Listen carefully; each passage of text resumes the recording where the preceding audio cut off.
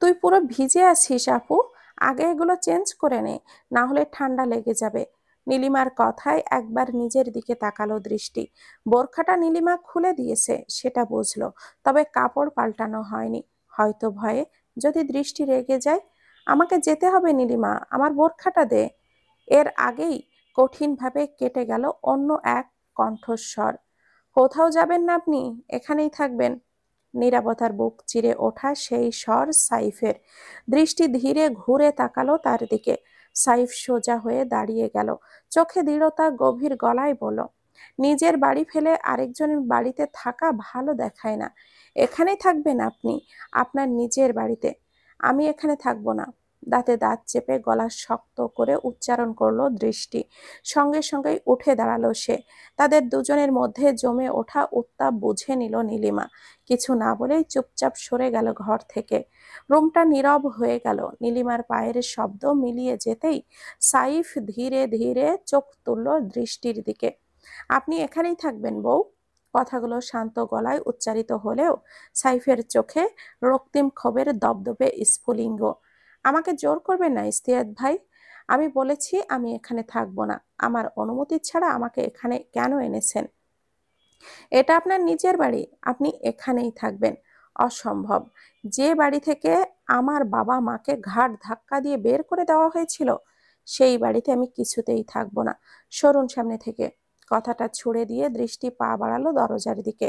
সাথে সাথেই সাইফ ঝটকা দিয়ে ধরে ফেললো তার হাত। পাগলামি করবেন না, আপনাকে আমি আর যেতে দিচ্ছি না। এখানেই থাকবেন। এই বাড়ি যেমন আপনার নিজের, তেমনি আপনার স্বামীরও। আর স্বামীর বাড়িই তো নারীর আসল ঠিকানা। সাইফের ঠান্ডা অথচ দৃঢ় স্বর শোনার পর দৃষ্টি হঠাৎ খিলখিল করে হেসে উঠল। এরপর আবার গম্ভীরভাবে বলে উঠল, বিয়েটা আপনি আমাকে জোর করে করেছিলেন, ভুলে গেলেন? সেদিন আমি আপনাকে বিয়ে করতে চাইনি। এই বাড়ির সাথে আমার সব সম্পর্ক শেষ হয়েছিল অনেক আগেই। নতুন করে কোনো সম্পর্কে আমি জড়াতে চাইনি। আপনি জোর করে জড়িয়েছেন। আমি আপনাকে ভালোবাসি, আর আপনিও আমাকে ভালোবাসেন। এটা অস্বীকার করার কোনো সুযোগ নেই আপনার দৃষ্টি। আমি এখানে থাকবো না। দাঁতে দাঁত চেপে গলা ভারী করে উচ্চারণ করলো দৃষ্টি। সাইফ তার হাতটা শক্ত করে টেনে নিল নিজের দিকে। হঠাৎ ভারসাম্য হারিয়ে দৃষ্টি সোজা গিয়ে পড়লো সাইফের বুকের ওপর। দুজনের নিঃশ্বাস মিশিয়ে গেল একাকার হয়ে। দৃষ্টির চোখের গভীরে স্থির চোখ রেখে সাইফ শান্ত কঠোর স্বরে বলল, আপনি এখানেই থাকবেন, আর এটাই আমার শেষ সিদ্ধান্ত। পারলে এখান থেকে বেরিয়ে দেখান। আমার অমানবিক পিশাচ রূপ আপনাকে দেখাতে বাধ্য করবেন না। বাক্যটি বাতাসে ছুরি হয়ে কেটে গেল। তারপর মুহূর্তেই ভেবেই কঠিন মুখোশ সরিয়ে নিজের স্বভাব সুলভ কোমলতা ফিরিয়ে আনলো সাইফ। দৃষ্টি এলোমেলো ভিজে চুলগুলো আলতো করে কানের পেছনে গুজে দিল। দুই হাতের উষ্ণ মুঠোয় দৃষ্টির ঠান্ডা গলায় তুলে নিয়ে ধরা স্বরে ফিসফিস করলো, দেখুন, মুখটা একেবারে বরফ হয়ে গেছে। তাড়াতাড়ি ভিজে কাপড়টা পাল্টে নিন। আমি নীলিমাকে বলছি। আর আপনার ওই দিকের জিনিসপত্র সব গুছিয়ে রাখতে ইশতিয়াককে বলেছি, ইমন নিয়ে গিয়ে আসবে। বলে নীলিমাকে ডাকতে ডাকতে ঘর থেকে বেরিয়ে গেল সাইফ। দৃষ্টি ধপ করে বসে পড়ল মেঝেতে। রাগে ক্ষোভে তার বুক জ্বলে উঠছে। এই বাড়িতে সে কিছুতেই থাকতে পারবে না। এই দেওয়ালগুলো, এই উঠোন, এই ঘর, সব পুরানো ক্ষতের শিকড়। যেখানে তাকাবে সেখানেই উঠে আসবে সেই ভয়ঙ্কর স্মৃতি। তার বাবা মার সাথে করা অপমান, ঘাড় ধাক্কা দিয়ে তাড়িয়ে দেওয়ার দৃশ্য, সেই দিন রাতে ঘটে যাওয়া নির্মম ভয়ঙ্কর ঘটনা, সব সব মনে পড়ে যাবে। বহু বছর পর যে কষ্টগুলোকে সেলাই করে রেখেছিল, আজ আবার সেগুলোকে ছিঁড়ে রক্তাক্ত করে দিচ্ছে তাকে। শ্বাস নিতে কষ্ট হতে লাগলো দৃষ্টির। বুকের ভেতর হাহাকার জমে উঠেছে। হঠাৎই মাহির কথা মনে পড়ল, সেই বিকৃত নিথর দেহের কথা। গা শিউরে উঠল। কেউ এত নিষ্ঠুর হতে পারে? কে করলো এটা? কে মারলো মাহিকে? ভাবতে ভাবতেই দৃষ্টি নিয়ন্ত্রণ হারিয়ে ফেলল। নিজের চুল মুঠো করে টেনে ধরল সে। দুই হাত দিয়ে মাথা চেপে এদিকে ওদিকে তাকাচ্ছে। শ্বাস প্রশ্বাস আলগোছে হয়ে উঠেছে। ঠিক তখনই দরজায় এসে দাঁড়ালো নীলিমা, হাতে প্রয়োজনীয় কাপড় চোপড়, মুখে অস্থিরতা। কি যেন টের পেয়ে দৌড়ে এগিয়ে এলো সে। আপু, কি হয়েছে? নীলিমার ডাক শুনে কোনো সাড়া দিল না দৃষ্টি। শূন্য দৃষ্টিতে বসে রইল। কোনো শব্দও তার কানে পৌঁছাচ্ছে না। উত্তর না পেয়ে আতঙ্কিত হয়ে নীলিমা আবারও দৌড়ে সাইফকে ডেকে আনলো। সাইফ ঘরে ঢুকে হাতের ইশারায় তাকে বাইরে পাঠিয়ে দিল। নীলিমা বেরিয়ে যেতেই সাইফ ভেতর থেকে দরজাটা বন্ধ করে দিল। ধীরে ধীরে এগিয়ে এলো দৃষ্টির দিকে, মুখের গাম্ভীর্যে মেশানো উদ্বেগ। নরম স্বরে বলল, শান্ত হন আপনি, এমন করছেন কেন? কথা শেষ হওয়ার আগেই দৃষ্টি হঠাৎই সজোরে সাইফের কলারটা চেপে ধরল। চোখে জল, কণ্ঠে বিষাদে জর্জরিত গর্জন। মাহি আপুর সাথে কি হয়েছে বলুন? কে করেছে এমন বলুন? আপনাকে সেই সব নিয়ে ভাবতে হবে না। পুলিশ লাশ নিয়ে গেছে, তারাই খুঁজে বের করবে কারা করেছে। পারবে না, পারবে না তারা। আর যদি পারেও কোনো শাস্তি হবে না। জানেন না আপনি? বলুন, জানেন না? ওরা কখনো ন্যায় বিচার দেয় না। জানেন না আপনি? মেয়েটার প্রাণ কেমন করে যেন নিংড়ে নিল। কত কষ্ট সহ্য করেছে ও। ভেঙে পড়া কণ্ঠে বিলাপ করতে লাগলো দৃষ্টি। সাইফ এক টানে তাকে নিজের বুকে জড়িয়ে নিল। তার এলোমেলো চুলে হাত বুলিয়ে ফিসফিস করে বলল, শান্ত হন। যারা করেছে তারা ঠিক শাস্তি পাবে। কিছুক্ষণ ধরে কাঁপতে কাঁপতে অবশেষে ধীরে ধীরে নিঃশ্বাস স্বাভাবিক হলো দৃষ্টির। চোখ মুছতে মুছতে সরে এলো সাইফের কাছ থেকে। সাইফ নিচে রাখা কাপড়টা হাতে তুলে নিয়ে হঠাৎ শরটাকে হালকা করে বলল, আপনি মনে হয় নিজের থেকে কাপড় পাল্টাবেন না। মনে হচ্ছে দায়িত্বটা আমার হাতেই নিতে হবে। আসুন, আপনার কাপড়টা আমিই পাল্টে দেই। দৃষ্টির চোখ পাকিয়ে তাকালো সাইফের দিকে। তার হাত থেকে কাপড়টা থাবা মেরে নিয়ে সোজা ঢুকে গেল ওয়াশরুমে। গোসল সেরে ভেজা শরীরের ক্লান্তি ধুয়ে নতুন কাপড়ে ফ্রেশ হয়ে ফিরে এলো দৃষ্টি। এখনো আজব মানুষটা হেলান দিয়ে বসে ফোনে কথা বলছে। দৃষ্টিকে দেখতে না দেখতে কলটা কেটে রাখলো সাইফ। কোনো কথা না বলে উঠে এসে তার হাতটা ধরে টেনে দাঁড় করালো আয়নার সামনে। আলতো করে তোয়ালে টেনে নিয়ে তার ভেজা চুলে মুছতে লাগলো। আমি নিজেই করতে পারবো, সরুন। জানি, শান্ত স্বরে উত্তর দিয়েই নিজের কাজে অটল রইল সাইফ। তোয়ালের তন্তগুলো যেন দৃষ্টির চুলে ঘষে ঘষে জল মুছে দিচ্ছে। দৃষ্টি নীরবে দাঁড়িয়ে রইল। এই মানুষটা আশ্চর্য রকম তেড়া।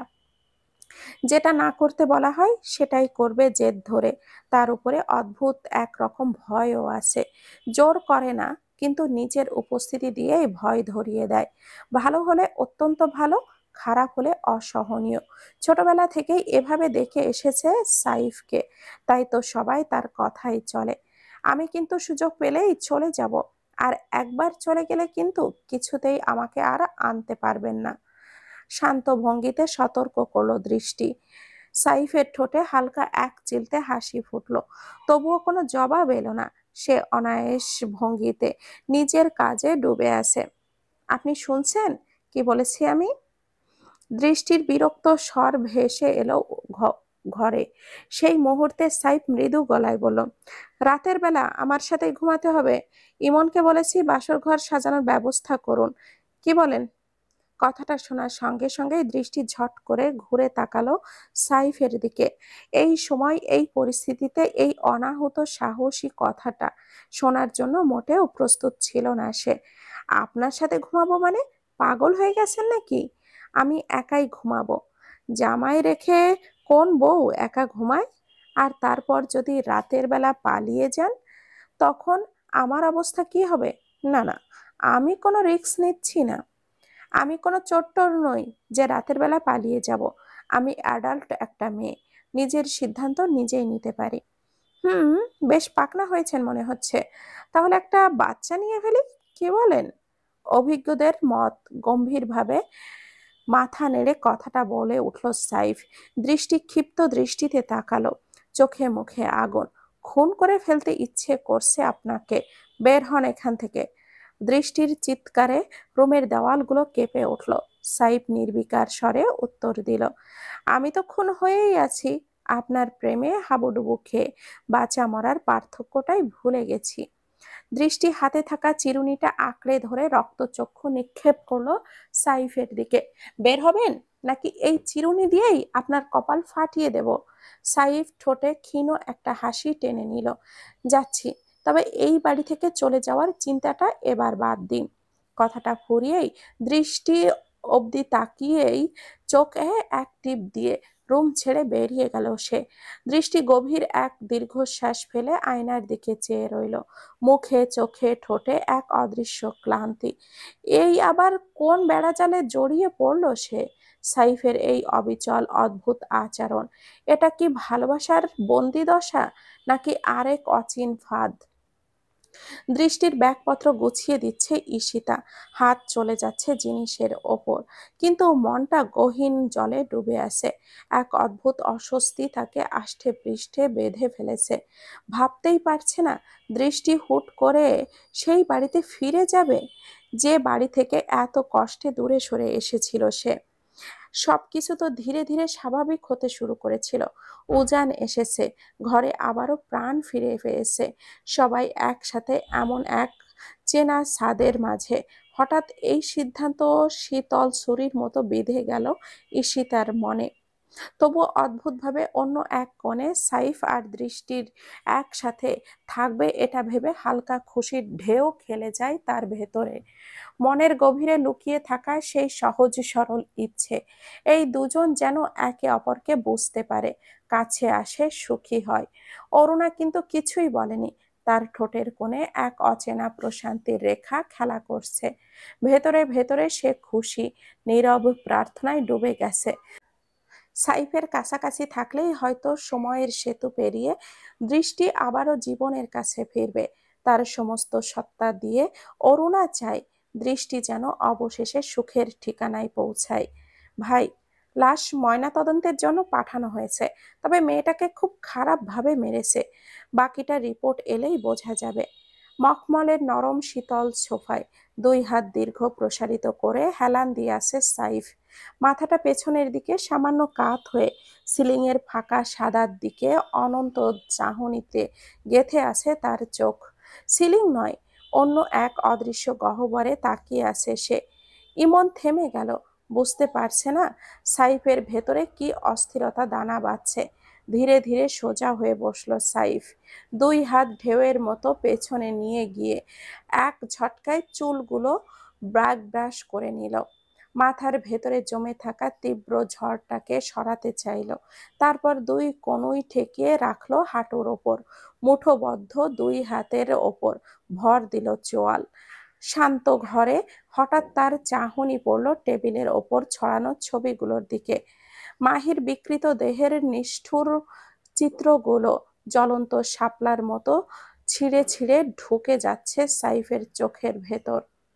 আলো ছায়ার ভেতর তার চোয়াল শক্ত হয়ে উঠল, গলার শিরাগুলো তিরতির করে উঠল, মুখের হাড়ে জমে গেল এক স্থিরতা। তাদের কাজই তো, তাদের কাজ, তাই তো? নির্জন স্বরে গহ্বর থেকে ধীরে ধীরে ফুটে এলো সাইফের উচ্চারণ। কোনো ওঠানামা নেই, কোনো বিস্ময় নেই, শুধু বরফের জমাট স্থিরতা। ইমন নীরব মাথা দুলিয়ে সায় দিল, তাদেরই কাজ, তাই তো? নির্জন স্বরের গহ্বর থেকে ধীরে ধীরে ফুটে এলো সাইফের উচ্চারণ। কোনো ওঠানামা নেই, কোনো বিস্ময় নেই, শুধু বরফে জমাট স্থিরতা। ইমন নীরব মাথা দুলিয়ে সায় দিল, দেখে তাই মনে হচ্ছে শাপলা বিলে ফেলে দিয়েছে, স্পষ্ট উদ্দেশ্য আপনাকে ফাঁসানো। পুলিশ হয়তো জিজ্ঞেস করার জন্য যে কোনো সময় চলে আসবে। সাইফ কোনো জবাব দিল না। মখমলের সোফার নরম ঢেউয়ে দেহটা ডুবিয়ে দিয়ে আছে বটে, কিন্তু তার চোখে বিদ্ধ হয়ে আছে টেবিলে ছড়ানো মৃত ছবিগুলো। চোখ নামিয়ে আবারও ইমন বলল, কিন্তু একটা কথা ভাই, এই মেয়েটাই কেন?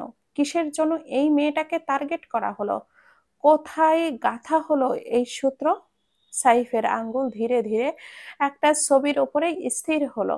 তার কণ্ঠ এবার শোনা গেল শুষ্ক ক্ষত বিক্ষত সত্যের ভার। এই মেয়েটার সাথে দৃষ্টির সখ্যতা ছিল। বুকের গভীরে জমে থাকা কিছু অদৃশ্য আগুন শ্বাস ফেলে উঠল। মেয়েটা ওদের জন্য কাজ করতো না তো? ইমনের কণ্ঠে সন্দেহ, অজানা চোরাগলির হদিশ। সাইফ একটু থেমে কাঁধ সজোরে টান দিল, গলার নিচে জমে থাকা ঝাঁঝালো উত্তাপটা ঠান্ডা করতে চাইল। হতে পারে, আবার নাও হতে পারে। চোখ ছবির মধ্যে দিয়ে ফুঁড়ে যাচ্ছে সাইফের। তারা দৃষ্টিকে আবারও মানসিকভাবে ভেঙে দিতে চেয়েছে, এটাই নিশ্চিত। আর এই মেয়েটার মৃত্যু সেটা ঘটিয়েছে নিখুঁতভাবে। ইমন তাড়াতাড়ি সায় দিল, ভাই, ভাবিকে এখন একা রাখা একদমই ঠিক হবে না। ওনার মানসিক অবস্থাও খুব ভঙ্গুর, আর একা থাকলে বিপদও হতে পারে। পার্মানেন্ট এই বাড়িতেই নজরে নজরে রাখতে হবে। একটু অসতর্ক হলেই অঘটন ঘটে যাবে। সাইফ এবার এরকম ভাবে আদেশের সুরে বলল, বাড়ির বাইরে কিছু ছেলে বাড়িয়ে দে, আর কেউ যাতে বাড়ির ভেতরে আসতে না পারে। চেনা অচেনা, আত্মীয় অনাত্মীয়, কেউ না। ইমন মাথা নেড়ে সম্মতি জানালো, ঠিক আছে ভাই, আমি দেখে নিচ্ছি। আজ থেকেই বাড়ির সামনে রাত দিন পাহারায় থাকবে আমার মানুষ। সাইফ আবারও ফিরে তাকালো ছবির দিকে। মাহির মুখের নিস্পৃহতা ব্যথার চেয়ে বেশি ভয়াবহ হয়ে উঠেছে। ভাইয়া, ভাইয়া কই তুই? ইমন আর সাইফের গভীর কথার ভেতরে হঠাৎ হাঁপাতে হাঁপাতে ঢুকে পড়ল নীলিমা। নিঃশ্বাস ফেরারও ফুসরত নেই তার। ইমন তড়িঘড়ি করে টেবিলে ছড়িয়ে রাখা ফাইল আর ছবিগুলো গুটিয়ে লুকিয়ে ফেলল। সাইফ মুহূর্তেই উঠে দাঁড়ালো। কি হয়েছে? নীলিমার শব্দ খুঁজে পাচ্ছে না, কেবলই বলল, ভাইয়া, আপু। সাইফের কপালে ভাঁজ মুহূর্তেই আরো গভীর হলো। তীব্র উৎকণ্ঠায় গলা ভারী হয়ে এলো তার। কি হয়েছে? দৃষ্টি কোথায়? কাপা কাপা স্বরে নীলিমা বলল, আপুকে আমি কোথাও খুঁজে পাচ্ছি না। রুম, বারান্দা, ছাদ, উঠোন, সব জায়গায় দেখে এলাম, আপু নেই। আকাশের বিস্তীর্ণ গম্বুজে স্থির চোখ রেখে দাঁড়িয়ে আছে ঈশিতা। গোধূলির আভা অনেক আগেই গলে নেমেছে। দিনভর বৃষ্টির অশ্রু ম্লানের পর ধৌত আকাশ আজ স্বচ্ছ কাচের মতো। সাদা রূপালির থালার মতো পূর্ণচন্দ্র তার রাজ্য বিস্তার করেছে। চারিদিকে জুড়ে অসংখ্য নক্ষত্রের ক্ষুদ্র আলোক বিন্দু নিভু নিভু দীপ্তিতে দুলছে। নিথর হয়ে দাঁড়িয়ে আছে ঈশিতা, বুকের ভেতরে ভারী বিষণ্ণতার স্তূপ। দুপুরে দৃষ্টির জিনিসপত্র গোছাতে গিয়ে হঠাৎ পেয়ে যায় এক পুরানো ডায়েরি। প্রথমে স্বাভাবিক ভদ্রতায় সেটি সরিয়ে রেখেছিল, কিন্তু কৌতূহলের অগ্নিশিখা শেষ পর্যন্ত তাকে গ্রাস করে ফেলল। অবশেষে আঙ্গুলের কাঁপুনি নিয়ে মলাটটা উন্মোচন করেছিল সে। পাতার পর পাতা জুড়ে সেখানে নিঃসীম বিষাদের ঢেউ, শব্দের পর শব্দে জমাট বেদনার নিবিড় অরণ্য। পড়তে পড়তে বিস্ময়ে স্তব্ধ হয়ে যায় ঈশিতা। এত দুঃখ, এত আঘাত, অথচ দৃষ্টি সবটা আড়াল করে রেখেছে। কেউ চোখের পলকেই টেরও পাবে না এই হাসি মাখা মেয়েটির অন্তরে এত এত অন্ধকার বহমান। একা একা দাঁড়িয়ে আছিস কেন? করছিস কি? পরিচিত স্বরের ঝাঁজে বিন্দুমাত্র নড়ে উঠল না ঈশিতা। সে যে ভঙ্গিতে দাঁড়িয়েছিল সেই ভঙ্গিতেই স্থির। উজানের কপালে গাঢ় ভাঁজ নেমে এলো। ধীর পায়ে এগিয়ে এসে সে কাঁধ সমান সমান্তরাল হলো। কৌতূহলী চোখে প্রথমে আকাশ, তারপর তাকে দেখে নিল। কি এমন মন গেথে তাকিয়ে আসিস? আমি তো কিছুই বুঝতে পারছি না। সেই দিন দৃষ্টি আপুকে বিয়ে করলে না কেন উজান ভাই? উজানের দিকে চোখ না তুলেই কথাটা ছুড়ে দিল ঈশিতা। পদক্ষেপ থেমে গেল উজানের। আসার পর থেকেই এই প্রশ্নের মুখোমুখি এখনো তাকে হতে হয়নি। আচমকাই ঈশিতার থেকে কোনো কেন এমন প্রশ্ন। শটান হয়ে দাঁড়িয়ে রইল উজান। এবার ধীরে ধীরে ঘুরে তাকালো ঈশিতা, চোখের গভীরে জমাট অভিযোগের ছায়া। উচিত হয়নি তোমার, আপুকে এভাবে ফেলে রেখে চলে যাওয়া। একেবারেই ঠিক করনি। উজানের কণ্ঠে বিস্ময়ের স্রোত। তুই হঠাৎ এই কথা বলছিস কেন? কঠিন স্বরেই উত্তর এলো, কারণ আমি আপুর ডায়েরি পড়েছি, সব জেনে ফেলেছি আমি। আপুর নিজের বাড়ি থেকে দূরে একা একা থাকা, সেই দিন তুমি তাকে ফেলে চলে যাওয়া, বিয়ের পরও সাইব ভাইয়ের সঙ্গে তার সেই এক ছাদের নিচে থাকা না থাকা, সবটাই জানি এখন আমি। উজানের পা হঠাৎই জমে জমাট হয়ে গেল। দৃষ্টির ডায়েরি, গলার স্বর খানিকটা গড়িয়ে তড়িঘড়ি করে উচ্চারিত হলো, ডায়েরিটা আছে এখন তোর কাছে? আমাকে দে একবার। ঈশিতা নির্বিকার, নেই, পাঠিয়ে দিয়েছি, ইমন ভাই এসে নিয়ে গেছে। শিট। ঠোঁটের কোণে ফিসফিসিয়ে গালি ঝরে পড়ল। ঈশিতা তার মুখের দিকে সোজা তাকিয়ে নিষ্কণ্ঠ প্রশ্ন ছুড়ে দিল, কেন, এত দরকার তোমার? না, এমনি একবার দেখতে চেয়েছিলাম। আচ্ছা উজান ভাই, তুমি কখনো সত্যিকারের প্রেমে পড়েছো? জানো প্রেমে পড়ার অনুভূতি কেমন হয়? প্রেম, প্রেমে পড়ার অনুভূতি, শব্দগুলো কানে ঢুকতেই শূন্যে ঝুলে রইল। কোনো সংজ্ঞা মিলল না মাথায়, কেবলই একটানা চেয়ে রইল উজান। ঈশিতা চোখ না তুলেই নিস্পৃহ স্বরে বলে উঠল, জানো না তাই তো? জানার কথাও না, কারণ তুমি কোনোদিনও প্রেম নামের জিনিসটাই পৌঁছাতেই পারোনি। বারবার কেবলই মোহে আটকে গেছো তুমি। প্রেমের আসল স্পর্শ এখনো তোমার কাছে আসেনি। উজানের ভেতরটা কেমন যেন ধাক্কা খেলো, গলার স্বর খানিক ভারী। তুই কি একটু বেশি বড়দের মতো কথা বলছিস না ঈশিতা? এবার চোখ তুলে গভীরভাবে উজানের দিকে তাকালো ঈশিতা। চাহনি ধারালো কাচের মতো, ওপর থেকে নিচ পর্যন্ত একেবারে মেপে নিল উজানকে। কালো ট্রাউজারের সঙ্গে সাদা টি শার্ট, এলোমেলো চুলের গোছা কপালের ওপরে আছড়ে পড়েছে।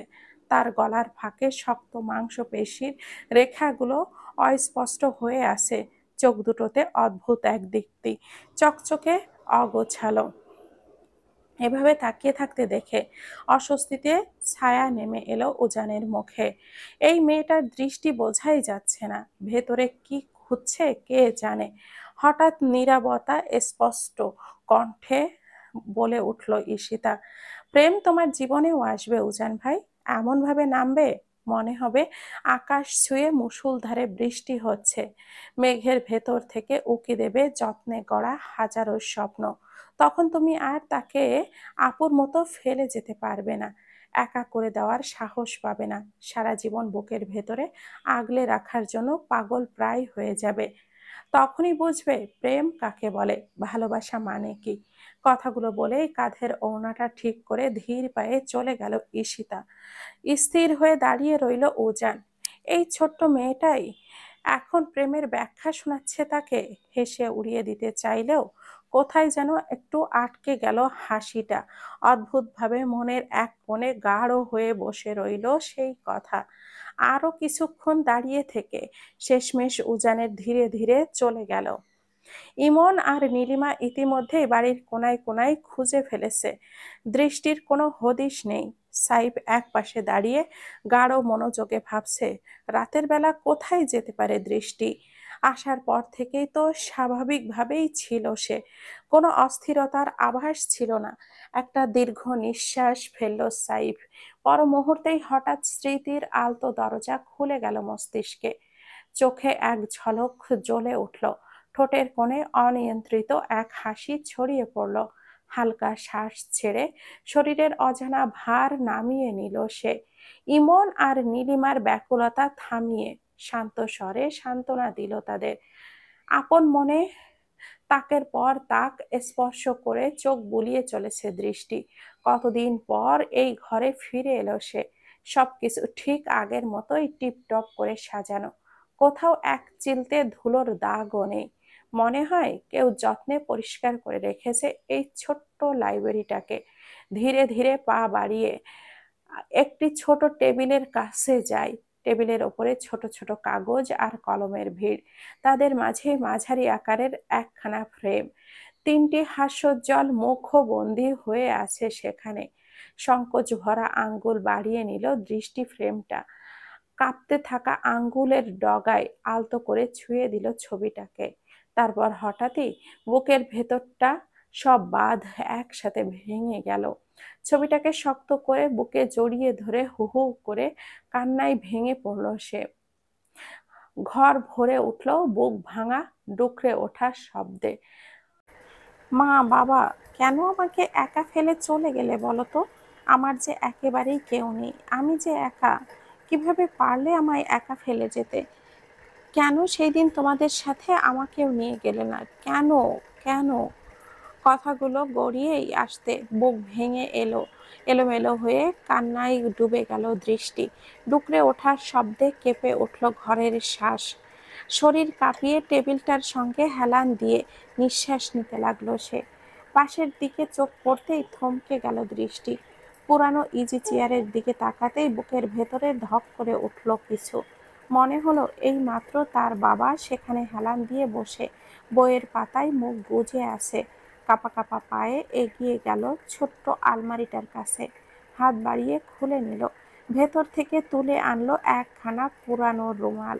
রুমালটা বুকের কাছে তুলে নাক টেনে নিল। গন্ধ, বাবার গায়ের গন্ধ এখনো সেখানে লেগে আছে। হঠাৎ সারা শরীর কাঁপিয়ে ফেটে পড়ল সে। বুক ফেটে চিৎকার করে কান্না এলো তার মুখ থেকে। গড়িয়ে পড়ল অঝরে জল। মনে হলো বুকের ভেতরটা কোনো পাহাড় ভেঙে সমুদ্র উথলে পড়ছে। সে জানোয়ারেরা তার বাবা মাকে অমানবিকভাবে ছিঁড়ে ফেলেছিল। সেই নিষ্ঠুরতার কথা মনে পড়তেই দৃষ্টি আর নিজেকে সামলাতে পারল না। দরজার এক কোণে দাঁড়িয়ে আছে সাইফ। চোখের সামনে ভেঙে পড়া দৃষ্টির দৃশ্য দেখে বুক ভরা দীর্ঘশ্বাস নিয়ে নিল সে। কিভাবে সামলাবে এই মেয়েটার বেদনা? কোনো ভাষাই খুঁজে পেল না মন। ধীরে ধীরে এগিয়ে এসে আলতো করে হাত রাখলো দৃষ্টির ঘাড়ে। কিছু পর মুহূর্তেই বিদ্যুতের ঝটকায় হাতটা সরিয়ে দিল দৃষ্টি। চোখে তীব্র ক্ষোভের আগুন। খবরদার, আমাকে একটুও ছোবেন না। আপনাদের কারণেই আমার বাবা মায়ের সঙ্গে এমনটা হয়েছে। সেদিন যদি এই বাড়ি থেকে আমাদেরকে তাড়িয়ে না দিতেন তাহলে কিছুই হতো না। বুঝতেছেন আপনি? বুঝতে পেরেছেন? আমি আপনাদেরকে ঘৃণা করি, সবাইকে ঘৃণা করি, সবাইকে। আমার কথাটা। সাইফ হাত বাড়িয়ে আবারও তাকে ধরতে চাইল, কিন্তু দৃষ্টি পিছিয়ে গেল, এড়িয়ে গেল তার স্পর্শ। কয়েক কদম দূরে গিয়ে ডুকরে কেঁদে উঠল সে। কান্নার ভাঙা গলায় আকাশ ফাটিয়ে উঠল। এলো আর্তনাদ। আমার বাবা মাকে ফিরিয়ে দেন শেখ সাহেব, ফিরিয়ে দেন তাদের। দয়া করে একবার নিয়ে আসুন তাদের, আমার কাছে ফিরিয়ে দিন। বলে যেতে যেতেই হঠাৎই ঢলে পড়ল দৃষ্টি।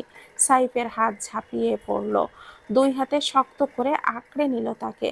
বেহুশ দেহটাকে বুকে জড়িয়ে ধরতেই আবারও অচেতনতার ঘোরে তলিয়ে গেল দৃষ্টি। তীব্র তাপদাহে জ্বলছে দৃষ্টির শরীর। দিনভর ভিজে থাকা ভেজা কাপড়ের শীতলতায় হারিয়ে গিয়ে এখন পুরো দেহ আগুনের আঁচে পুড়ে যাচ্ছে। জ্বরের ঘোরে সেই কখন থেকে অসংলগ্ন আবোল তাবোল কথা বকে যাচ্ছে সে। নীলিমার হাত থেমে নেই, একটার পর একটা ভেজা কাপড় কপালে চেপে যাচ্ছে, জলপট্টির বদলে দিচ্ছে, কিন্তু জ্বর কমার কোনো লক্ষণই নেই। সাইফ বেরিয়ে গিয়েছিল কাজে, ফিরতে দেরি হবে বলেই জানিয়েছিল, কিন্তু এত রাত অবধি ফিরবে না তা ভাবেনি। ঘড়ির কাঁটার টিকটিক শব্দ ঘর ভর্তি নীরবতা ভেঙে জানান দিচ্ছে রাত 2টা 21। আমার মা বাবাকে, ফিসফিসে স্বরে ভেসে এলো দৃষ্টির ঠোঁট থেকে। নীলিমা কান পাতল, মাথা ঝুঁকিয়ে ধরল তার মুখের কাছে। কিছু স্পষ্ট, কিছুই বোঝা গেল না। জ্বর কমেনি এখনো? সাইফের গলার ভারে চমকে উঠল নীলিমা। ধরপড় করে ঘুরে তাকালো ভাইয়ের দিকে। কিছুক্ষণ আগেই ফোনে জানিয়েছিল দৃষ্টির এই করুণ অবস্থার কথা। উঠে দাঁড়িয়ে তাড়াহুড়ো স্বরে বলল, সে না, কমেনি। ঔষধ এনেছিস? আপুর জ্বর কিন্তু অনেক ভাইয়া, ঔষধ ছাড়া কমবে বলে মনে হচ্ছে না। এনেছি আমি, তুই যা, একটু ঘুমা, অনেক রাত হয়ে গেছে। নীলিমা এক পা এগিয়ে আবারও থেমে গেল, চোখে স্পষ্ট দ্বিধার ছায়া। দৃষ্টি এই মুহূর্তে নিজের ঘরে শুয়ে আছে, কিন্তু সাইফ কি এখন এখানেই রাত কাটাবে নাকি নিজের ঘরে যাবে? এই প্রশ্নই ঘুরপাক খেতে লাগলো মাথায়। যদি কোনোভাবে দৃষ্টি জানতে পারে যে সাইফ এই ঘরে ছিল, সকালবেলা নিশ্চিত ঝড় বয়ে যাবে এই বাড়িতে। ভাইয়া তুমি কি? কথাটা শেষ হওয়ার আগেই সাইফের চোখে আগুন পুড়ে গেল। নীলিমা রক্তচক্ষুর মতো তাকালো সে। আজকের এটা পুরো অন্য এক সাইফ। তার চোখে সেই চাপা রাগে কোনো কেঁপে উঠল না নীলিমা। ঠোঁট ভিজিয়ে আস্তে স্বরে বলল, কিছু দরকার হলে আমাকে ডাকিস, বলেই কাপড়ের আঁচল গুছিয়ে চলে গেল সে। নীলিমার পদধ্বনি মিলিয়ে যেতেই সাইফ ধীরে ধীরে দৃষ্টির পাশে গিয়ে বসল। পাঞ্জাবির পকেট থেকে ঔষধের প্যাকেটটা বের করে নিল। হালকা জোর করে মুখে তুলতেই তীব্র বিরক্তিতে জ্বরের ঘোরেও দৃষ্টি ঠেলে সরিয়ে দিতে চাইল তাকে, কিন্তু অসুস্থ শরীরের শক্তি তার নিজেরই সাথে বিশ্বাসঘাতকতা করল। শেষমেশ বাধ্য হয়েই সাইফের দেওয়া ঔষধ গিলে নিল সে।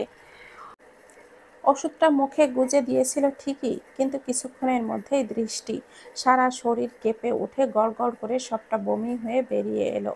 সাইফ একেবারে কাছে বসে থাকায় সেই বমির স্রোতে ভিজে গেল তার পাঞ্জাবি থেকে পা পর্যন্ত। স্তব্ধ চোখে সেই দৃশ্যের দিকে কয়েক মুহূর্ত তাকিয়ে রইল সে। তারপর এক দীর্ঘশ্বাস ফেলে বিড়বিড় করে বলল, হায় রে বউ, এভাবে যদি ভালোবাসাটা ঢেলে দিতেন। তবুও বিরক্তির একটুও হলো না মুখে। উঠে দাঁড়িয়ে ধৈর্য নিয়ে দৃষ্টিকে পরিষ্কার করলো। বিছানায় নতুন করে গুছিয়ে দিয়ে সাবধানে শুইয়ে দিল তাকে। তারপর নিজেই চলে গেল গোসলে। কিছুক্ষণ পর ভেজা চুলে তোয়ালে দিয়ে মুছতে মুছতে বেরিয়ে এলো সাইফ। পরনে শুধু একটা ট্রাউজার, অর্ধনগ্ন দেহে ত্বক জোড়া জলকোনার আভা। দৃষ্টি এখনো জ্বরে পড়ছে। তোয়ালেটা এক পাশে ফেলে দিয়ে থার্মোমিটারটা হাতে তার পাশে বসলো সাইফ। কয়েক মুহূর্ত পর কাচের ভেতরে ভেসে উঠল তাপমাত্রা 104 ডিগ্রি। এতটা জ্বরের কারণ শুধু দিনের বৃষ্টিতে ভেজা শরীর। এটা হতেই পারে না। একসাথে এত ধাক্কা, এতটা ভেতরে ভেঙে যাওয়া, সব মিলিয়ে শরীরটাকে অসহায় করে দিয়েছে। অথচ পৃথিবীর সামনে নিজেকে কতটা শক্ত নির্লিপ্ত মানুষ হিসাবে তুলে ধরে সে। নিজেকে সাহসী প্রমাণ করার জন্য কত কী যে করে। এ কথা মনে হতেই ঠোঁটের কোণে হাসি খেলে গেল সাইফের। আলতো করে হাত বুলিয়ে দিল দৃষ্টির জ্বলন্ত মাথায়। একবার ঔষধ খাওয়ানো হয়ে গেছে, এখন আর কিছু দেওয়ার উপায় নেই। তাই শুধু হাতের স্পর্শেই শান্তি ছড়িয়ে দেওয়ার চেষ্টা করল সে। এর মাঝেই সাইফ হাত বাড়িয়ে খাটের কোণায় পড়ে থাকা একটা টি-শার্ট তুলে নিল। ভেজা শরীরে সেটাই গলিয়ে নিল দ্রুত। তারপর আবার দৃষ্টির দিকে তাকিয়ে রইল স্থির দৃষ্টিতে। ঠোঁট দুটো নিস্তেজ কালচে হয়ে আছে, ফর্সা মুখ জ্বরে লালচে হয়ে আছে, নাকের পাশ ফুলে উঠেছে, চোখের চারপাশে লালচে দাগ আর ফুলে আছে পাতা। দীর্ঘ কান্নার ছাপ এখনো শুকায়নি। শ্বাস নেবার ভঙ্গিতে অস্থিরতা ছোট ছোট ঢেউয়ের মতো ঘন ঘন উঠছে বউ। হঠাৎ সাইফের শ্বাস গলায় আটকে গেল। শুকনো ঢোক গিলে চোখ ফেরাতে চাইল, অথচ চোখ দুটো অবাধ্য। আবারও গিয়ে থিতু হলো সেই ক্লান্ত অদ্ভুত সুন্দর মুখের ওপর। তারপর একেবারেই ফিসফিস করে বলে উঠল, জানেন সোনা বউ, আপনাকে দেখতে এতটাই ভালো লাগে যে মনে হয় জনমভর তাকিয়ে থাকলেও এই চোখ দুটোর তৃষ্ণা কোনোদিনও পোড়াবে না। বলতে বলতেই সাইফ নিজের বৃদ্ধা আঙ্গুলি আর তর্জনী দিয়ে দৃষ্টির ঠোঁটে আলতো স্পর্শ রাখল। ঠান্ডা সেই ছোঁয়ায় অচেতন দেহের ভেতরে থেকে হালকা এক শিরশিরে সাড়া উঠল। দৃষ্টি অজান্তেই কেঁপে উঠল সামান্য। আর তখনই সাইফের ভেতরে বাঁধ ভাঙা আকুলতা দানা বাঁধল। নিজেকে আর সামলাতে পারল না সে। ধীরে মুখ বাড়িয়ে খুব আলতো করে ঠোঁট ছুঁয়ে দিল দৃষ্টির ঠোঁটে। এতটাই মৃদু ছোঁয়াটুকু হাওয়ার মতো লাগলো, যাতে করে দৃষ্টি ঘোরের মাঝেই কিছু বুঝে না ফেলে। মুখ তুলে নিয়ে আবারও তার ওপর ঝুঁকে রইল। গরম শ্বাস এসে পড়ল দৃষ্টির চোখে মুখে। একাগ্র মনোযোগের চেয়ে রইল সাইফ। হঠাৎ পিটপিট করে খুলে গেল দৃষ্টির চোখ।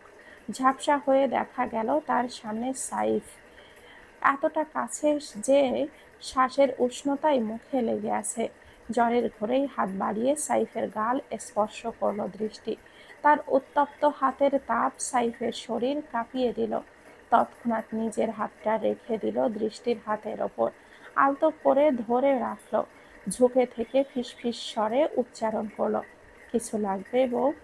শুকনো ঢোক গেল মুখ, কণ্ঠে শুধু ভাঙা শ্বাস। আমাকে একটু ভালোবাসুন। একেবারেই আস্তে, প্রায় ফিসফিসে কথাটা বলেছিল দৃষ্টি, কিন্তু সাইফের কানে তা নিখুঁতভাবে গেঁথে গেল। মুহূর্তে শরীর জমে এলো তার। কি করবে বুঝে উঠতে পারল না। শুকনো ঠোঁটে জিভ বুলিয়ে নিল সে। ঠিক সেই সময়ে আচমকা দৃষ্টি নিজের সমস্ত দুর্বলতা সত্ত্বেও তৎক্ষণাৎ সাইফের ঠোঁটকে নিজের করে নিল। হঠাৎ ঘটে যাওয়া এই স্পর্শে স্তব্ধ হয়ে গেল সাইফ। নিজের সমস্ত সংযম ভেঙে ঝুঁকে গিয়ে পুরো শরীর দৃষ্টির গায়ের ওপরে ভর করে পড়ল। কিছুক্ষণ সেই অচেতন উত্তাপে গলে থাকার পর দৃষ্টি ধীরে ধীরে তাকে ছেড়ে দিল। চোখটা বন্ধ করে হাঁপাতে লাগলো। বুক ওঠানামা করছে অস্থির ছন্দে। সাইফও এখনো নিজের ঘড়ি কাটাতে পারছে না। ফিসফিসিয়ে দৃষ্টি বলে উঠল, ঠান্ডা লাগছে। দৃষ্টির গায়ে মোটা ব্ল্যাঙ্কেট জড়িয়ে রেখেও তার শরীরে স্পষ্ট কাঁপুনি সাইফের হাতে এসে লাগলো। এই অদ্ভুত শীত মাংস ভেদ করে ঢুকে পড়েছে হাড়ের ভেতর। এক মুহূর্তও দেরি করল না সাইফ। কোনো কিছু না ভেবে খাটে উঠে শুয়ে পড়ল দৃষ্টির পাশে। দুই হাত দিয়ে শক্ত করে জড়িয়ে নিল তাকে। নিজের উষ্ণতা ঢেলে দিতে চাইল সমগ্র দেহে, কিন্তু তাতেও দৃষ্টির কাঁপুনি থামল না। অস্থির হয়ে উঠল সাইফ। শেষমেশ কোনো দ্বিধা না রেখে নিজের টি শার্টের ভেতর গুজে নিল দৃষ্টিকে। দৃষ্টি হালকা গঙিয়ে উঠল। তারপর গুটিসুটি মেরে বিড়াল ছানার মতো শরীর ছুটে ছোট করে লুকিয়ে নিল নিজের সমস্ত অস্তিত্ব সেই বুকে। সূর্যের ম্লান রশ্মি জানালার কাচ ভেদ করে মুখে এসে পড়তেই দৃষ্টির শরীর হালকা নড়েচড়ে উঠল। অচেতন ঘুমের ভেতর থেকে ধীরে ধীরে জেগে উঠেছে সে। শরীর নাড়াতেই বুঝল কেউ তাকে শক্ত করে আঁকড়ে ধরে আছে। জ্বরের আগুন অনেকটাই স্তিমিত, তবুও শরীর ভারে পাথরের মতো। হঠাৎ এই ওজনদার আলিঙ্গনের কারণ কিছুতেই বুঝতে পারল না দৃষ্টি। আবারও নড়ার চেষ্টা করলো, কিন্তু চেষ্টা গড়িয়ে গেল ব্যর্থতায়। অবশেষে পিটপিট করে ধীরে ধীরে চোখ খুলল সে।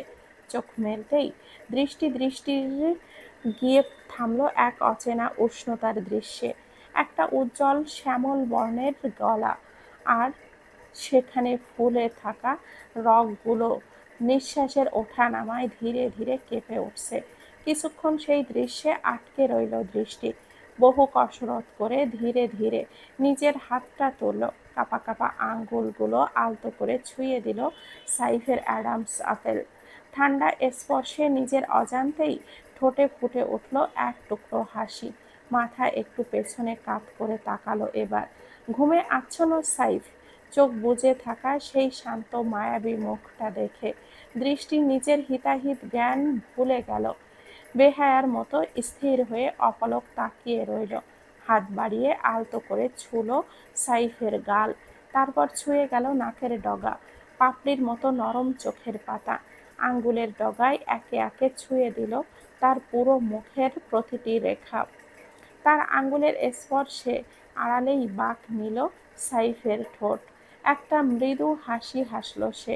দৃষ্টির প্রতিটি ছোঁয়ায় সেও জেগে উঠেছে, তবুও ইচ্ছাকৃতভাবে নিশ্চুপ পড়ে রইল। হঠাৎই সাইফের সেই মিটিমিটি হাসিটা চোখে পড়তেই ধ্যান ভেঙে গেল দৃষ্টির। ঝটকা খেয়ে বুক থেকে মাথাটা উঠে গেল দৃষ্টির। এহ, আপনি এখানে কি করছেন? এইভাবে আমাকে জাপটে ধরে আছেন কেন? আর তার আকস্মিক চিৎকারে ভড়কে গেল সাইফ। এক লাফে উঠে এসে দৃষ্টির মুখে দুই হাত চেপে ধরল। প্লিজ বউ, এমন চিৎকার চেঁচামেচি করবেন না। সবাই ভাববে আপনার সাথে আমি কোনো সাংঘাতিক কাণ্ড করতে ফেলেছি। সাইফের কথা শেষ হবার আগেই তার হাতের উপরে দাঁত বসিয়ে দিল দৃষ্টি। ব্যথার ঝটকায় সাইফ হাতটা সরিয়ে নিল তড়িঘড়ি। সাংঘাতিক কিছু করেছেন আপনি? না হলে এখানে কি করছেন একসাথে এক বিছানায়? হায় আল্লাহ, কি সর্বনাশ হয়ে গেল আমার! বলেই তাড়াহুড়ো করে ব্ল্যাঙ্কেটটা সরিয়ে নিজের দিকে তাকালো সে। না, সব ঠিকঠাকই আছে। পোশাকে কোনো অঘটনের চিহ্ন নেই। তবুও সে এই মুহূর্তে নিজের সমস্ত আতঙ্ক নিয়ে সাইফের দিকে তাকিয়ে রইল দৃষ্টি। বিশ্বাস করতেই পারছে না তাকে একটুও। আপনি আমার সাথে কি করেছেন? সত্যি করে বলেন। কথার সাথে সাথেই আবারও গগন বিদারী চিৎকার ছুড়ে দিল দৃষ্টি। সাইফের গলায় এক শুকনো ঢোক আটকে গেল। কিছু বলার আগেই দৃষ্টি তীব্র রাগে সাইফের টি শার্টের কলারটা মুঠো করে টেনে ধরল। এই, আপনি না পাঞ্জাবি পরে বেরিয়েছিলেন? এখানে ঢুকলেন কখন? পাঞ্জাবি গেল কোথায়? টি শার্ট পরলেন কখন? রাতে কি রাতে কি আপনি গোসল করেছিলেন? শেষের কথাটা বলতে বলতে গলা ক্রমেই মিনমিনে হয়ে এলো তার। সাইফ নিজের ভেতরের অস্থিরতা গোপন করে দেহ সোজা করল। ঠোঁটের কোণে এক গা ছাড়া ভেলকি হাসি খেলিয়ে দিল। আর সেই হাসি দেখেই দৃষ্টি বুকের ভেতর থেকে শুরু করে সারা শরীর পর্যন্ত ঘামে ভিজে উঠল আতঙ্কে। আস্তে আস্তে দৃষ্টি গিলে ফেলল তা। বলল, আপনি আপনি কিছু করেননি তো? শুধু শুয়েছিলেন, তাই তো? আমাদের মধ্যে কিছুই কিছুই হয়নি, তাই না? সাইফের এক ধাপ এগিয়ে গিয়ে থামল। ঠোঁটের কোণে খেলা করছে এক দুর্নিবিত হাসি। অনেক কিছু হয়েছে বউ। চোখ মেরে সোজা হয়ে উঠে দাঁড়ালো সাইফ। হাই তুলতে তুলতে গিয়ে আয়নার সামনে দাঁড়িয়ে চুল ঠিক করার ভান করলো। পেছনে দৃষ্টির অবস্থা মরিমরি, বুকের ভেতরে কম্পন ধরে আছে। অনেক কিছু মানে? গলা শুকিয়ে এলো তার। কাপড়ে আঁচল মুঠো করে সাইফের উত্তরের অপেক্ষায় বসে রইল। সাইফ গম্ভীর ভঙ্গিতে পেছনে তাকিয়ে বলল, আমি বলতে পারবো না, আমার লজ্জা লাগছে। বলেই মুখের দুই পাশে হাত রেখে লজ্জার অভিনয় করলো। তা দেখে দৃষ্টির শরীর জমে এলো। নাটক করছেন আমার সাথে? কিছুই হয়নি, আমি জানি। আমার নিজের উপরে কন্ট্রোল আছে, বুঝেছেন? যখন তখন এইসব আমি করে বসি না। দৃষ্টি রাগে গজগজ করে বলে মুখ ঘুরিয়ে বসে পড়ল। অথচ মনে মনে এক অস্থির সংশয় খুঁটে খুঁটে খেতে লাগলো তাকে। সত্যি যদি কিছু ঘটে থাকে? না না, কিছু হলে কি সে টের পেত না? কিন্তু জ্বরের ঘোরে কিছুই মনে নেই তার, এই তো মহা বিপদ। পেছন থেকে সাইফের গলা ভেসে এলো। মোলায়েম স্বরে বলে উঠল, আমি কেন নাটক করব? আপনি নিজেই তো বলেছিলেন আমাকে একটু ভালোবাসুন। আমিও তো একটু ভালোই বেসেছি। আমার দোষটা কোথায়? কথাটা কানে যেতেই ঝটকা মেরে তার দিকে তাকালো দৃষ্টি। চোখে মুখে কাদা রঙা আতঙ্ক। পরেক্ষণেই খট করে সাইফের দিকে তেড়ে এলো। অসম্ভব, আমি এমন কিছু বলিনি। আমাকে মিথ্যা অপবাদ দিচ্ছেন আপনি। বলেই খাট থেকে নামার সাথে সাথে পা মেঝে ছোঁয়া মাত্রই দৃষ্টির মাথার ভেতরে ঘূর্ণি তুলল অজস্র চক্কর। দুর্বল শরীর আর সইতে পারল না। চোখ মুখ ঝাপসা হয়ে আসতেই ধপ করে পড়ে যেতে নিল। ঠিক সেই ক্ষণেই সাইফের দুই হাত এগিয়ে এসে তাকে জাপটে নিল। অকারণেই আঘাত লাগতে দিল না কোথাও। তাকে আবারও আলতো করে শুইয়ে দিল খাটে, একটা বালিশে হেলান দিয়ে। চোখের ভেতরে কঠোর শাসনের রেখা টেনে বলল, আপনার জ্বর কমলেও শরীর এখনো কাচের মতোই দুর্বল। এইভাবে তেলাপোকার মতো উড়াউড়ি করবেন না। দৃষ্টি ধীরে ধীরে চোখ তুলল সাইফের দিকে। কাদায় ভেজা গলার গন্ধর স্বর ভেসে এলো। আমাদের মাঝে তেমন কিছু হয়নি, তাই তো? আমি আপনাকে বিশ্বাস করি। সাইফ প্রথমে বুঝতে পারেনি দৃষ্টির কথাটা এত গভীরভাবে নেবে। কিছুক্ষণ নিশ্চুপ তাকিয়ে রইল তার চোখের দিকে। তারপর ধীরে ধীরে নেমে বসলো মেঝেতে। দৃষ্টির হাতটা নিজের হাতে তুলে নিয়ে উল্টো পিঠে একটা নীরব চুমু খেয়ে সে বলল। তারপর হাতটাকে নিজের হাতের মুঠোয় আটকে রেখে খাটের ধার ঘেঁষে কুনুই ঠেকালো। মাথা রাখলো নিজের সেই কুনুইয়ের ওপর। অন্য হাতে আঙ্গুলগুলো আলতো করে দৃষ্টির চুলে বুলিয়ে দিয়ে নরম গলায় বলল, আপনার অনুমতি ছাড়া এমন কিছু করার দুঃসাহস আমার নেই, তাই এত ভয় পাওয়ার কিচ্ছু নেই। স্বস্তির এক দীর্ঘশ্বাস গড়িয়ে এলো দৃষ্টির ভেতর থেকে। সাইফের এক চওড়া হাসি দিয়ে বলল, আর তাছাড়া অচেতন পুতুলের মতো কারোর সাথে রোম্যান্স করা যায় নাকি? আমরা তো করব সজ্ঞানে, করব না বলুন? বলেই হালকা হেসে উঠল সাইফ। তার দিকে চোখ কুঁচে কটমট করে তাকালো দৃষ্টি। মুহূর্তেই ঝটকা মেরে নিজের হাতটা ছাড়িয়ে নিল। অসভ্য লোক কোথাকার! একটা অচেতন মেয়ের ঘরে ঢুকে কি না কি বলছেন! সি, আবার বুক ফুলিয়ে বলে বেড়াচ্ছেন লজ্জা করে না? বের হন এখান থেকে, নির্লজ্জ লোক। সাইফ 2 হাত তুলে মাথার উপরে ধরল, হাসি মাখা স্বরে বলল, হায়। নিজের কাছে টেনে নিলেন। এখন আবার নিজেই অপবাদ দিচ্ছেন? হায় রে কপাল আমার। বলেই দরজার দিকে হাঁটা ধরেছিল সাইফ। হঠাৎই পেছন থেকে দৃষ্টির কণ্ঠ ভেসে এলো, মাহি আপুকে কে মেরেছে আমি জানি। পায়ের গতি থেমে গেল সাইফের। ঘুরে তাকালো তার দিকে।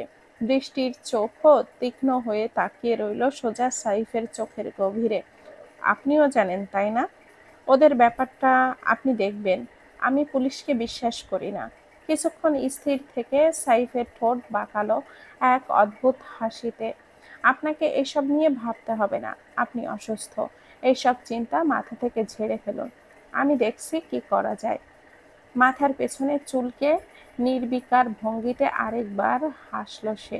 তারপর ঘুরে দরজার দিকে পা বাড়ালো।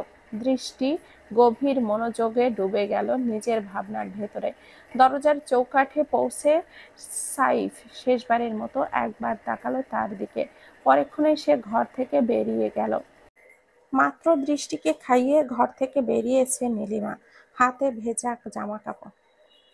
মাত্রই দৃষ্টিকে খাইয়ে ঘর থেকে বেরিয়েছে নীলিমা, হাতে ভেজা জামা কাপড়ে ভরা বালতি। আজ রোদ উঠেছে তেজি। এই এক ফাঁকে কাপড়গুলো ছাদে শুকাতে দেবে। কিন্তু সিঁড়ির কোণে ছুতেই থেমে গেল তার পা। কারণ আছে থামার। সিঁড়ির পাশের ঘর থেকেই মাঝারি আওয়াজে ভেসে আসছে এক সুরেলা হিন্দি গানের ধারা।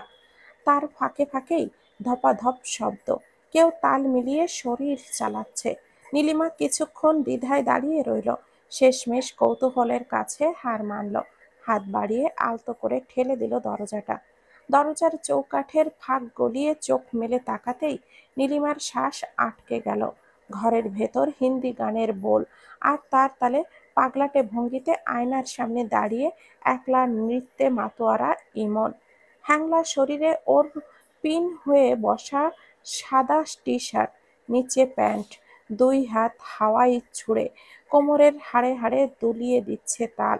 সুর হাড়ের মজ্জায় ঢুকে তার বেসামাল করে ফেলেছে। নীলিমার বিস্মিত চোখ তবদা খেয়ে থমকে দাঁড়িয়ে রইল। এ কেমন অবস্থা দৃশ্য! এই লোক কি পাগল টাগল হয়ে গেল নাকি? পরে আর নিজেকে সামলাতে পারল না নীলিমা। বালতিটা সশব্দে মেঝেতে নামিয়ে হঠাৎ করেই উচ্চস্বরে হেসে উঠল। হঠাৎ এই অট্টহাসির বিস্ফোরণে ইমনের শরীর বিদ্যুতের শক খেল। ধূপ করে থেমে গেল নাচ। ভয়ার্ত চোখে ঘুরে তাকাতেই দরজার মুখে দাঁড়িয়ে থাকা নীলিমার খোলা দাঁতের হাসি সারা ঘর দুলিয়ে দিল। নীলিমার হাসি কোনোভাবেই থামছে না। পেট ফেটে যাচ্ছে তার হাসিতে। মাথার ভেতর বারবার ঘুরছে মাত্র কিছুক্ষণ আগের দেখা দৃশ্যটা। লজ্জা আর অস্বস্তিতে তড়িঘড়ি করে সাউন্ড বক্সটা বন্ধ করে দিল ইমন। তারপর ভুরু কুঁচকে হুড়মুড়িয়ে এগিয়ে এলো নীলিমার দিকে। আপনি এখানে কি করছেন? নীলিমার গলায় হাসি ঝরে পড়ছে। কথাটা শেষ হতে না হতেই যোগ করলো, চিংড়ি মাছের মতো এমন লাফাচ্ছিলেন কেন? আগে সেটা বলেন। মাথার তার কি ছিঁড়ে গেছে নাকি? বলেই আবারও হো হো করে হেসে উঠল সে। ইমনের চোখ লালচে হয়ে উঠল। মুহূর্তেই এগিয়ে এসে হাত বাড়িয়ে তার মুখটা চেপে ধরল।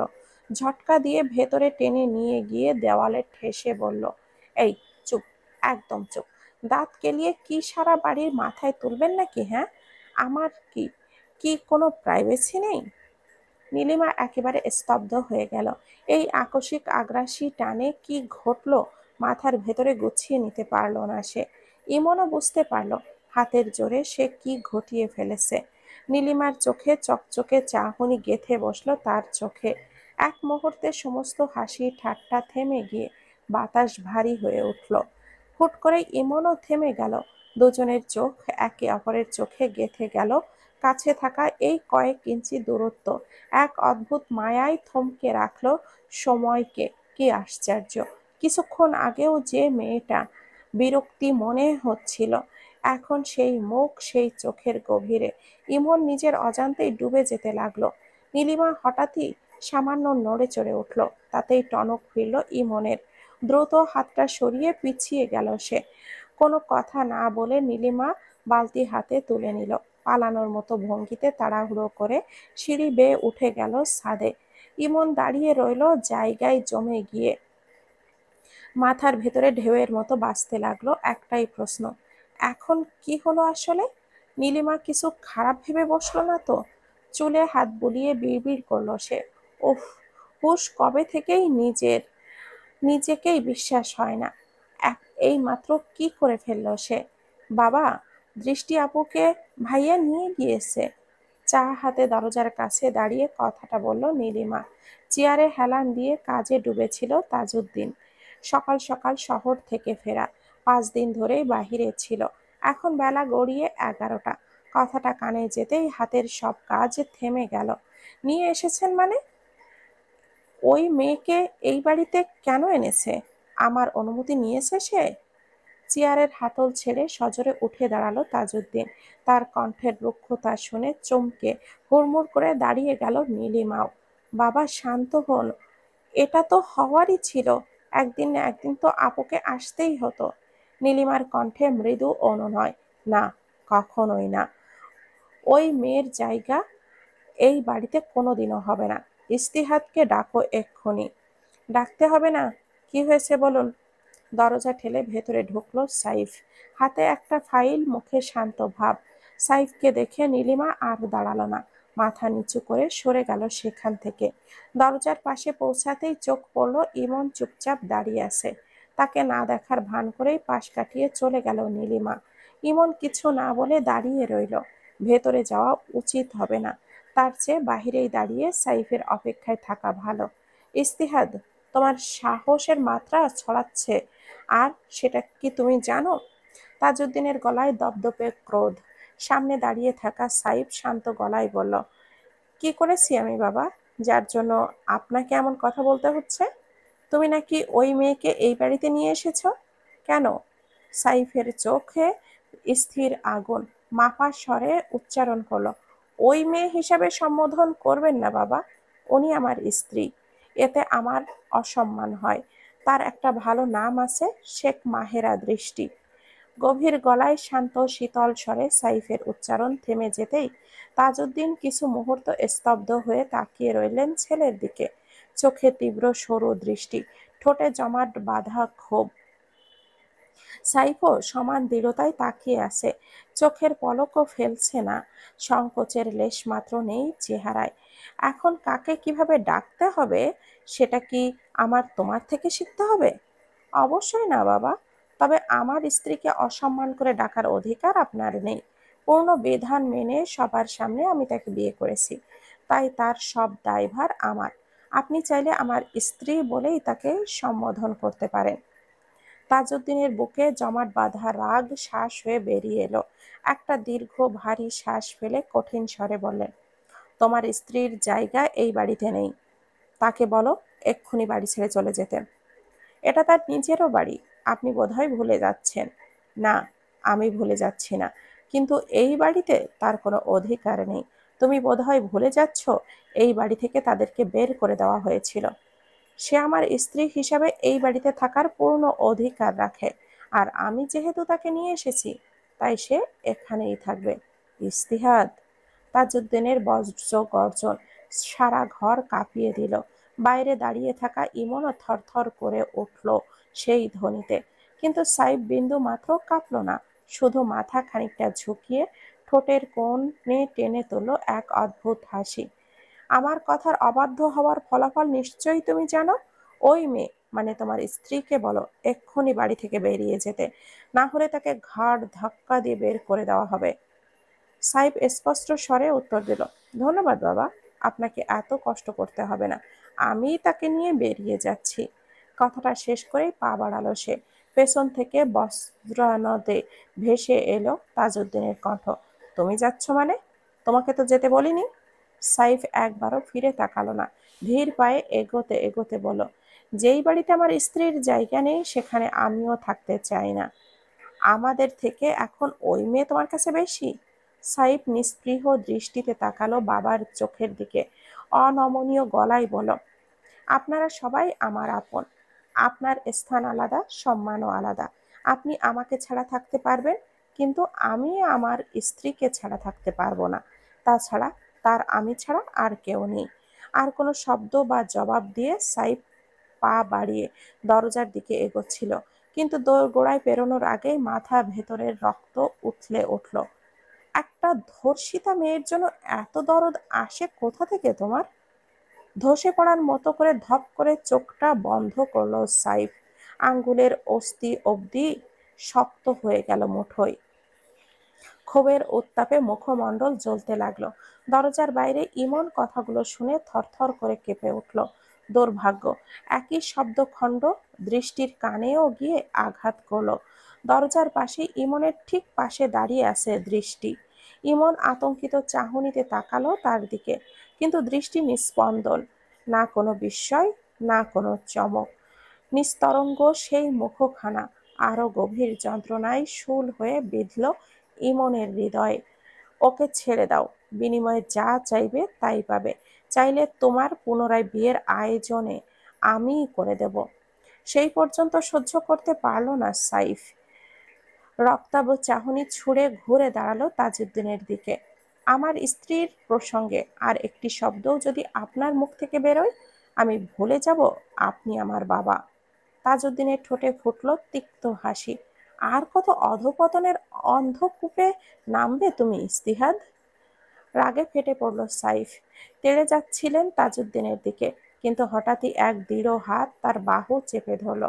আকস্মিক এই স্পর্শে থেমে গিয়ে ফিরে তাকাতেই চোখে পড়ল দৃষ্টিকে।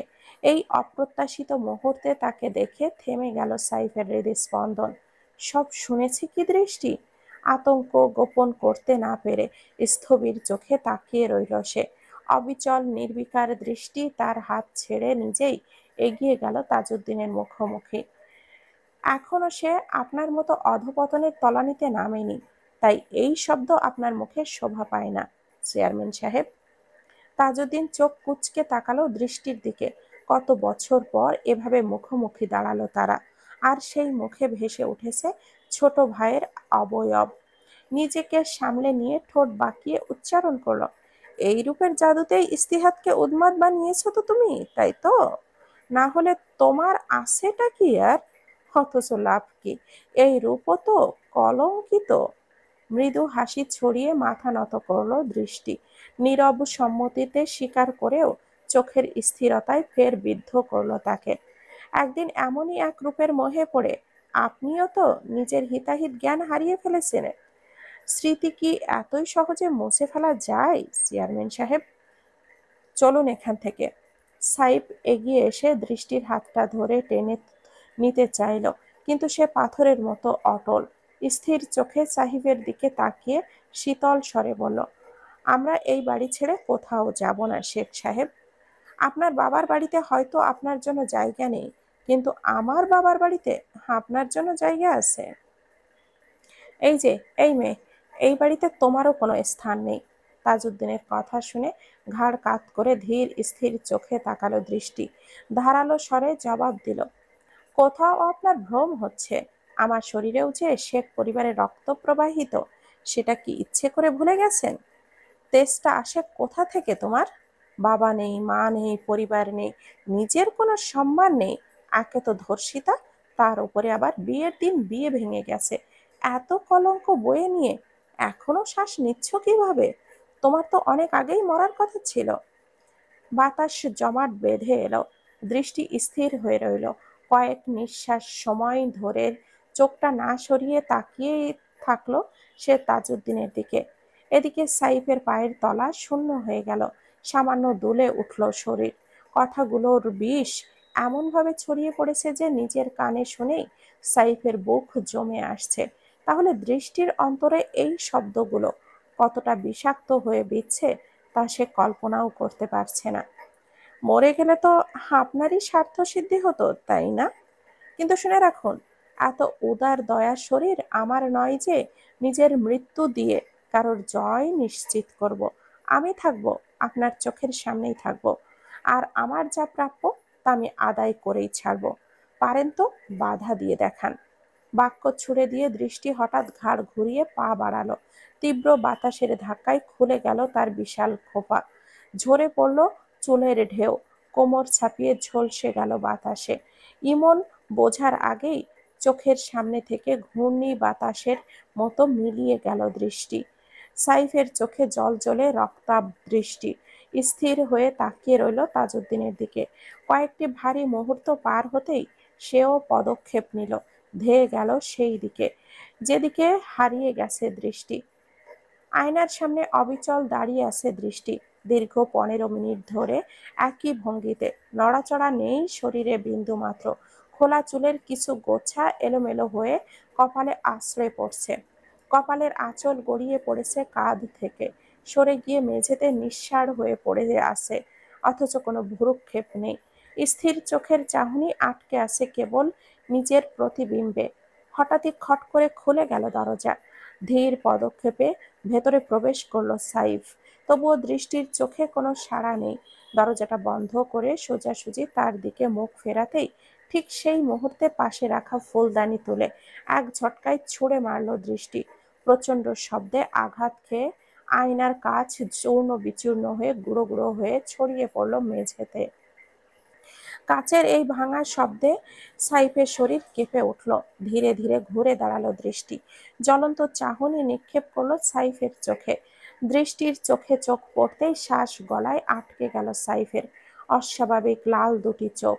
দীর্ঘ সময় ধরে গোপন কান্নার চাপে যেন ফেটে রক্ত ঝরবে এখনই। সেই চোখের ভয়াল দহন সাইফের বুক চিরে ভস্ম করে দিল তাকে। ধীরে তার দিকে এগিয়ে এলো দৃষ্টি। আমাকে এখানে কেন টেনে এনেছেন? ইচ্ছে করেই, তাই তো? আমাকে আবারও গুঁড়িয়ে দেওয়ার জন্যই কি এই আয়োজন আপনার? ভেঙে চুরে টুকরো টুকরো করে দিতেই কি এত প্রয়াস? শুকনো ঢোক গিলে ফেলল সাইফ। মেয়েটার কণ্ঠে শিউরে ওঠা কোনো অশরীর মতো শোনাচ্ছে, কান কেটে বুকের ভেতরে ঢুকে যাচ্ছে। মুহূর্তের মধ্যেই এগিয়ে এসে পাঞ্জাবির কলারটা মুঠো করে চেপে ধরল দৃষ্টি। কেন আমাকে বিয়ে করেছিলেন আপনি? আমার মতো এক ধর্ষিতা মেয়েকে বিয়ে করে উদারতার পতাকা ওড়াতে কে বলেছিল আপনাকে? সাইফ নীরব। সেই নীরবতাকে ঝাঁকিয়ে ভাঙার জন্য আবারও ঝাঁপিয়ে পড়ল দৃষ্টি। কলার টেনে আরো কাছে নিয়ে চিৎকারে ভরিয়ে দিল চারিদিক। একদম চুপ থাকবেন না, বলুন। আপনার বাবার ভাষায়, আপনিও কি আমার রূপে পাগল হয়েছেন, তাই তো? কিন্তু শুনুন, এই রূপে কিছুই নেই। এই রূপ অপমানিত, এই রূপ কলঙ্কিত। শুনেছেন আমাকে? শুনতে পাচ্ছেন আমার কথা? শুনতে পাচ্ছেন? সাইফের চোখে ভেসে উঠল নিঃশেষ অসহায়তা। এই মুহূর্তে কোনো শব্দ, কোনো ভঙ্গিতে ভাষা প্রকাশ করবে কিছুই খুঁজে পেল না সে। এই কারণেই আমি আপনাকে এড়িয়ে গিয়েছিলাম। আমার কলঙ্কের ভারে আপনার জীবনটাকে আমি শেষ করতে চাইনি। আপনাকেও কখনো বিয়ে করতে চাইনি। তাহলে কেন আমাকে বিয়ে করলেন? কেন? কারণ আমি আপনাকে ভালোবাসি। শুধু এই মুখশ্রী নয়, এই সৌন্দর্য নয়। আপনি যেমন, আপনার ভেতর বাহির মিলিয়ে সম্পূর্ণ আপনিটাকেই আমি ভালোবেসেছি। শিথিল হয়ে এলো দৃষ্টির আঙ্গুলের আঁকড়ে ধরার চাপ। এতক্ষণ ধরে জমে থাকা কান্নার বাঁধ ভেঙে পড়ল হুড়মুড় করে। বুক ভেঙে ডুকরে কেঁদে উঠল সে। সেই শুরু থেকেই আপনাকে ভালোবেসেছি আমি, আজও ভালোবাসি, কালও ভালোবাসি, সারা জীবন ভালোবাসবো। কণ্ঠ রুদ্ধ করে দৃষ্টির শব্দ ছুড়ে দিল আবারও। কিন্তু আমি কারোর ভালোবাসা চাই না, চাই না আপনারও। সরে যান আমার জীবন থেকে। এই কলঙ্কের বোঝা নিয়ে আমি আপনার প্রাপ্য ভালোবাসা ফিরিয়ে দিতে পারবো না। সংশয়ের দাগ নিয়ে আমি কখনো আপনাকে ভালোবাসতে পারবো না। চলে যান, চলে যান আমার জীবন থেকে। সাইফের বুকের ভেতর অজস্র ধাক্কা দিয়ে আঘাত করতে করতে সাইফকে এক এক পা করে ঠেলে নিয়ে গেল দৃষ্টি, যতক্ষণ না পিঠ ঠেকে গেল দেওয়ালে। তারপর তার থেকে সরে গিয়ে হঠাৎ ঝড়ের মতো ঘরের সব কিছু ওলটপালট শুরু করলো। যা সমানে পড়ছে তাই হাতের ঝটকায় ছুঁড়ে দিচ্ছে এদিক সেদিক। অচেতন ক্রোধের সেই ঝাপটায় এক ছোট্ট ভারী শোপিস এসে সোজা আঘাত করলো সাইফের কপালে। আঘাতেই খেয়াল করলো না দৃষ্টি। কপালে হাত রেখে সাইফ সামান্য গঙ্গিয়ে উঠল, কিন্তু দৃষ্টির কান্নায় গর্জনরত সেই শব্দ গিলে নিল। রক্ত ফেটে বেরিয়ে এলো কপাল থেকে, গড়গড়িয়ে পড়তে লাগলো মুখ বেয়ে। হাত দিয়ে ব্যথা ভারে রক্ত থামবার চেষ্টা করলো সাইফ। অথচ দৃষ্টি কিছুই টের পেল না। কিন্তু দৃষ্টি থেমে নেই, উন্মাদের মতো ঘূর্ণি বাতাস হয়ে উঠেছে সে। বহু বছরের পুঁতে রাখা ক্ষত আজ নতুন করে আগুন ছড়াচ্ছে তার ভেতর। এবার দুই হাতে টেনে তুলতে গেল ভারী এক বড় ফুলদানি। তার চোখে পড়তেই সাইব দৌড়ে গিয়ে পেছন থেকে শক্ত করে জড়িয়ে ধরল তাকে। নিজের হাতের বাঁধনে পাগল হয়ে ওঠা দুই হাত থামিয়ে দিল সে। এমন করবেন না বউ, আপনার কষ্ট আমার সহ্য হচ্ছে না। দয়া করে একটুখানি থামুন। আপনার শরীর খারাপ হয়ে যাবে, আপনি অসুস্থ। নিজেকে মুক্ত করার প্রাণবন্ত চেষ্টা চালিয়ে যাচ্ছে দৃষ্টি, অথচ সাইফের বাহুর বল লোহার শিকল। এক চুলও শিথিল হচ্ছে না। চোখের কোণে জমে থাকা বেদনার জল গড়িয়ে পড়ছে অবিরল। ভেতরটায় তীব্র দহন ছড়িয়ে দিচ্ছে প্রতিটি শ্বাসে। বক্ষ গহ্বরের গভীরে কাটার মতো বিঁধে থাকা যন্ত্রণা আত্মার শিরা উপশিরায় ছড়িয়ে দিয়ে সব অনুভূতিকে স্তব্ধ করে তুলেছে। আমাকে ছেড়ে দিন, ছেড়ে দিন বলছি। মুছে ফেলুন আমার উপস্থিতি আপনার জীবন থেকে। আমার মতো তুচ্ছ আর অর্থহীন অস্তিত্বের জন্য নিজের জীবনটা নষ্ট করবেন না, দয়া করুন চলে যান। বাক্য শেষ হওয়ার আগেই নিস্তেজতা গ্রাস করলো তার সমস্ত দেহে। মাথা পেছনে হেলে সাইফের বুকে ঢলে পড়ল। ভোঙর পাখির ডানা হঠাৎ ভেঙে গেল। পুনরায় চেতনা হারালো দৃষ্টি। সাইফ বিন্দু মাত্র দেরি না করে তাকে বুকে আগলে তুলে নিল। দৃঢ় পদক্ষেপে নিজের কক্ষের দিকে অগ্রসর হলো। যাওয়ার পথে ঠিক মুখোমুখি হয়ে পড়ল ইমনের সঙ্গে। উদ্বেগ নিয়ে ইমন বলে উঠল, ভাই, আপনার কপাল। তোর ভাবির ঘর পরিষ্কার করার ব্যবস্থা কর দ্রুত। ইমন আর কোনো শব্দ খুঁজে পেল না, মাথা নত করে নিশ্চুপ দাঁড়িয়ে রইল। সাইব তার পাশ ঘেঁষে এগিয়ে গেল, খাটে আস্তে করে শুইয়ে দিল দৃষ্টিকে। তারপর তার শীতল হাত নিজের হাতের মুঠোয় বন্দি করে মেঝেতে বসল। সাইফের চোখ থেকে নীরব স্রোতের মতো নোনা জল গড়িয়ে এসে থিতু হলো দৃষ্টির হাতের পিঠে। কান্নায় কাঁপতে কাঁপতে থেমে থেমে উচ্চারণ করলো, আপনাকে আমি ভালোবাসি বউ, অগাধ ভালোবাসি। আপনি আমার চাঁদ, চাঁদের বুকে দাগ থাকলেও যেমন মানুষ তাকে পূর্ণ ভালোবাসায় ভরে রাখে, আপনার গ্লানি, আপনার কলঙ্ক নিয়ে আমিও তেমন ভাবেই আপনাকে নিঃশেষ ভালোবাসি। হঠাৎ দরজায় টোকা পড়ল। বাইরে থেকে ইমনের সংযত কণ্ঠ ভেসে এলো। সাইব ধীরে উঠে এসে একখানা কম্বল টেনে দিল দৃষ্টির গায়ে। তারপর বাইরে পা বাড়ালো। ব্যান্ডেজটা করে নিন ভাই, অনেকটা রক্ত পড়েছে। কপালে হাত ছুঁয়ে সাইব বুঝল রক্ত শুকিয়ে গাঢ় হয়ে আছে। বিন্দু মাত্র প্রতিক্রিয়া না দেখিয়ে সে ড্রয়িং রুমে গিয়ে বসল। ইমনও আর কিছু না বলে নিপুণ হাতে ব্যান্ডেজ জড়িয়ে নিল।